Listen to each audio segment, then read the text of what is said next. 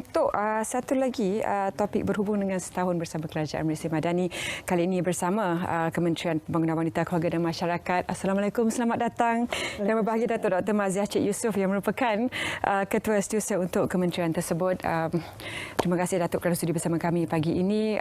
Satu topik yang sangat penting sebenarnya tentang advokasi gangguan seksual yang kita nampak ada kepekaan tentang topik tersebut.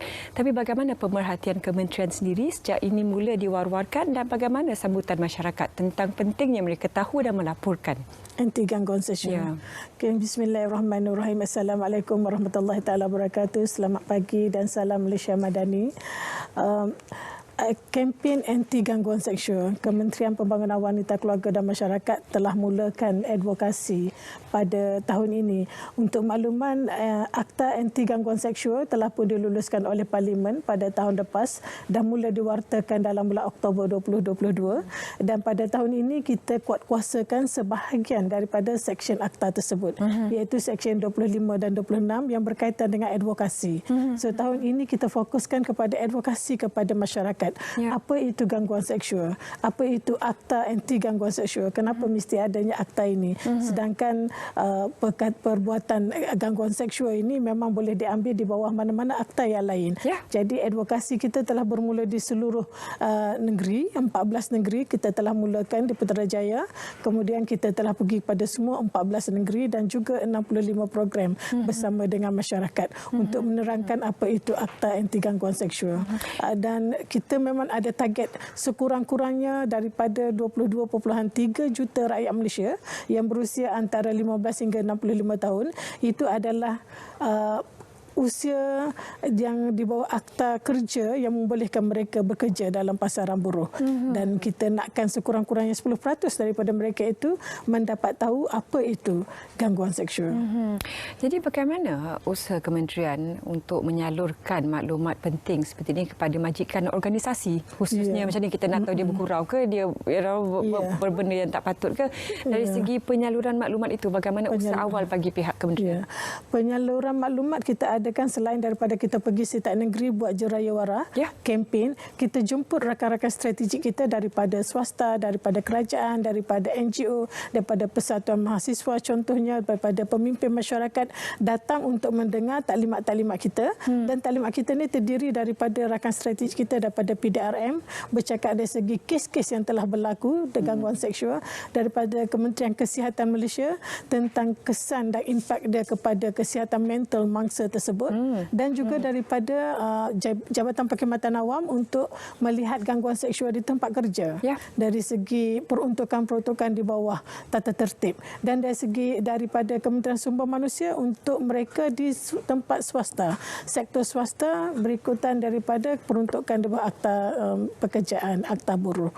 Jadi one of the way semasa kita buat jurayawara tersebut, wakil-wakil ini kita sediakan notis anti gangguan seksual. Seperti mana sedia maklum di bawah Akta Buruh pada tahun ini mulai Januari 2023, kita telah kuatkuasakan setiap majikan mesti pamerkan di tempat pejabat masing-masing notis hentikan gangguan seksual. Jadi dalam jurayawara tersebut, wakil-wakil kita panggil ini kita serahkan notis yang mesti dipamerkan di tempat kerja.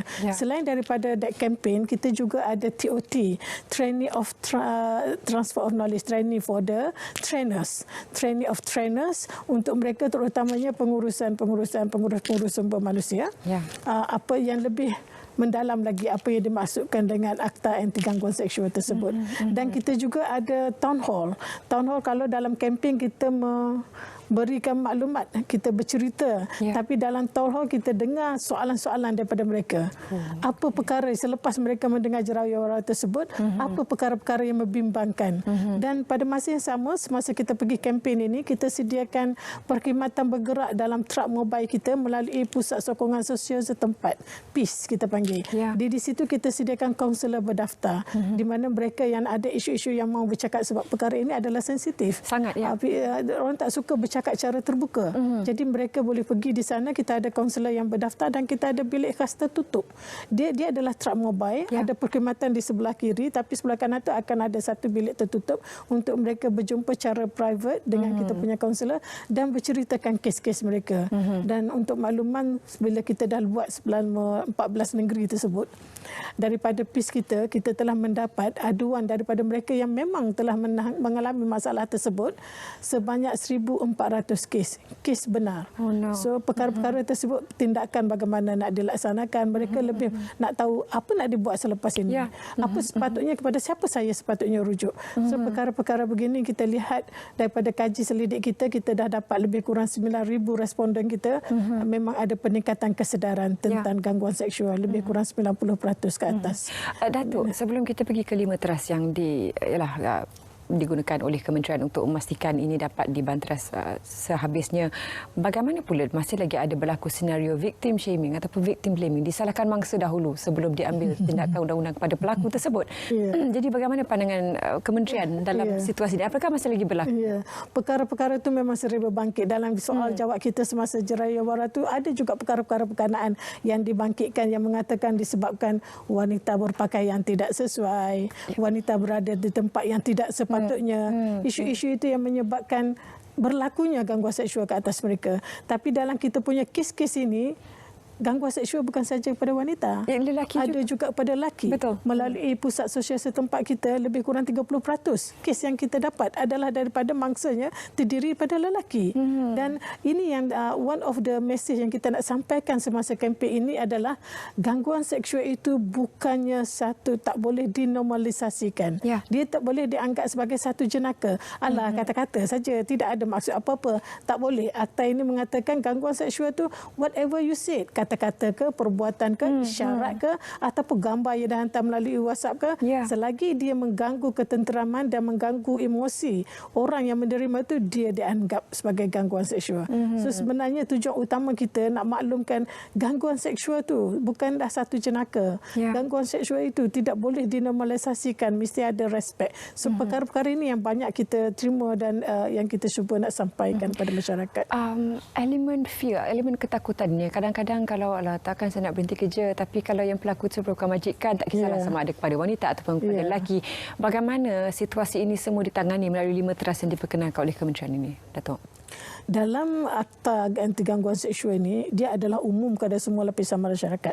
Tak kira sama ada dalam sektor kerja ataupun di tempat luar dalam keadaan di pasar katakan.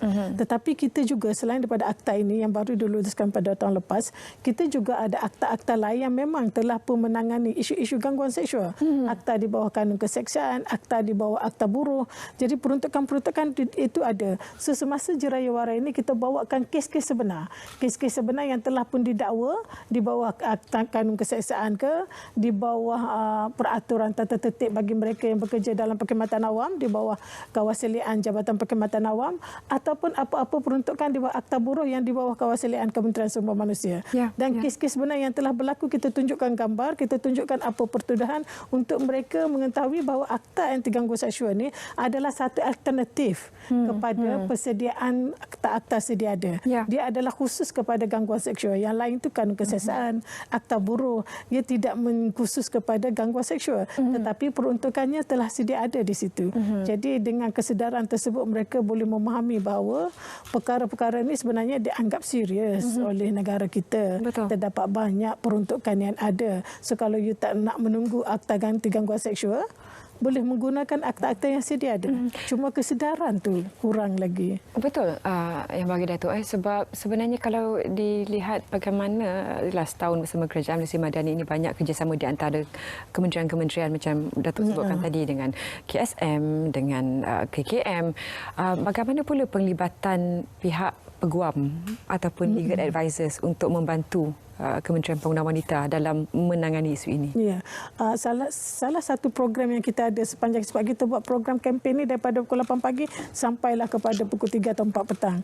So pengisian dia, salah satunya kita ada yang peguam yang mempunyai pengalaman dalam menangani kes-kes ini. So kita akan ada forum. Kes tadi banyak. Kes tadi banyak. So forum yang terdiri daripada peguam yang terlibat dalam kes-kes begitu dan juga wakil daripada mangsa mangsa itu sendiri yang tampil untuk berkongsi pengalaman dia. Sebenarnya kadang-kadang perkara yang bila berlaku pada kita tak tahu macam mana nak bertindak. Tetapi bila kita mendengar cerita yang datang daripada mereka, dia memberi gambaran yang lebih jelas lagi daripada instead of kita bercerita apa itu akta, apa itu gangguan seksual, di mana peruntukan dia, apa yang you perlu ambil tindakan. Tapi dengan kes yang sebenar yang sedang dibicarakan oleh mangsa dan peguam yang mewakili dan juga wakil daripada pejabat agama juga kadang-kadang kita libatkan bersama, you boleh dengar cara keseluruhan. Dan kita juga ada wakil daripada Kementerian Kesihatan yang bercerita kes-kes yang dirujuk kepada mereka. Jadi perceritaan daripada kes-kes benar yang sebenarnya boleh meningkatkan lagi kesedaran tentang gangguan seksual. Tadi you tanya tentang majikan tadi kan. Bila kita kata kita panggil, kita bagi notis sebesar-besar A4 notis tu balik tampal di pejabat. Secara tak langsung dia sekurang-kurangnya maklumat yang kita dapat, maklum balas yang kita dapat. Bila nampak notis tu you macam sedikit beringat-ingat bahawa perkara ini sekarang dah ada satu akta khusus. Dan sebenarnya akta ini adalah menyokong kepada akta-akta yang sedia ada. Betul. Jadi perkara ini mesti diwawakan dan dibincangkan. Dan salah satu nasihat yang kita berikan, sekiranya anda menjadi mangsa sama ada di pejabat atau di ini, bercakap. Jangan diam. Bercakap kepada orang yang dipercayai, yang boleh dipercayai dalam jabatan tersebut, dalam organisasi tersebut. Dan yang pertama adalah buat laporan.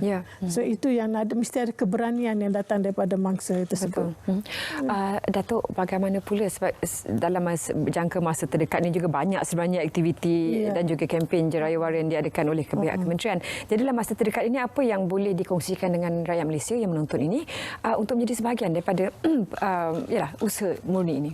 Banyak program-program yang kita laksanakan, contohnya sepanjang tahun ini saja, selain daripada Jerayawara anti gangguan seksual tadi, kita ada juga yang untuk berkaitan dengan kempen kesedaran kanser wanita. Ini berkaitan dengan kanser saringan yang kanser payudara melalui ujian mamogram dan juga ujian HPV DNA untuk melihat mengesan saringan awal untuk mengesan kanser cervix. So kempen-kempen ini banyak kita laksanakan juga di seluruh negara sebab dua penyakit ini merupakan penyakit yang makin meningkat dan penyakit cara diam. Kita tidak sedar, tahu-tahu dah sampai pada tahap 3 dan 4. Jadi ujian mamogram ni adalah subsidi yang disediakan oleh pihak kerajaan. Easily kalau kita pergi kat luar sana bayar terpaksa 150 hingga 200. Ini adalah subsidi yang disediakan untuk melihat daripada peringkat awal lagi sekiranya kita ada tahap 1 dan tahap 2. Dan ujian HPV DNA ni untuk yang cervix, kalau kita positif kanser tersebut, bebanan kewangan yang kita terpaksa tangguh adalah antara 300 hingga 400 ribu setahun. So mesti buat saringan awal supaya tindakan segera dapat dilaksanakan. Jadi dalam kita punya Madani 1 tahun nanti di Bukit Jalil, kita sediakan kita ada 49 klinik sejahtera di seluruh negara yang kita boleh buat ujian tersebut. Dan dalam di Bukit Jalil nanti akan ada kita punya truck mobile di mana kita boleh laksanakan HPV DNA di situ dan kita boleh ambil voucher untuk tujuan ujian mamogram. Dan di Bukit Jalil adakah juga akan ada truck mobile untuk kempen anti sebenarnya untuk kempen anti gangguan seksual di Bukit Jalil nanti akan ada 2 pentas utama. Satu pentas utama, satu pentas kedua. Pada hari pertama, hari Jumaat ini 9 pagi, kempen kesedaran mengenai anti gangguan seksual. Kita akan lancarkan kempen di situ dan pada hari yang sama juga jam 11 hingga 12.50 adalah kempen perlindungan kanak-kanak. Baik. Jadi kali ini kami berikan kepada anda semua, temui kami 8.90. Terima kasih Datuk dalam kesibukan ini sempat bersama kami di studio untuk berkongsi apa yang terbaru dari pihak kementerian, dan kita harapkan segala usaha inisiatif untuk memberi kesedaran ini diambil baik oleh masyarakat, para majikan, sama ada organisasi bagaimana sekalipun. Doa yang terbaik untuk penganjurannya nanti.